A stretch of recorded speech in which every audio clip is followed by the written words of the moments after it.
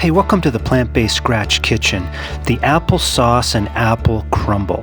You know, I was out on a ride, and it's apple season, and I thought, I'm going to show you how to make applesauce and apple crumble. So let's get started.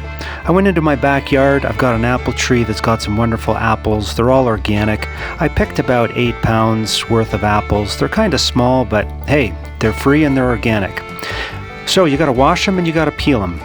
After you get them washed and peeled, we just quarter them easily with a paring knife. As you can see here, just cut them into 4 sections, done. Then I add a little bit of lemon juice just to prevent browning. We add it to a stovetop kettle and add about a cup or so of water, some additional lemon juice, sweetener, and then you just mash it after cooking for about 30 minutes. It's done. After it cools, you can put it into a jar, store it in an airtight container in your fridge for up to several days.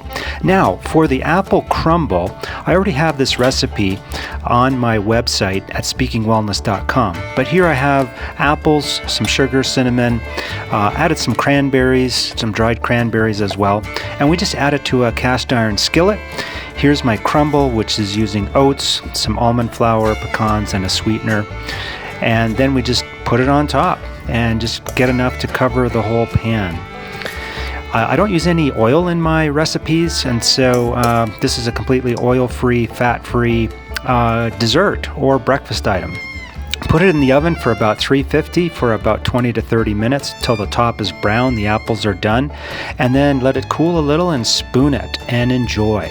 Now right here I'm adding some vanilla plant-based yogurt. You could use a plant-based ice cream if this was a dessert, and it's good to go. It smells so delicious.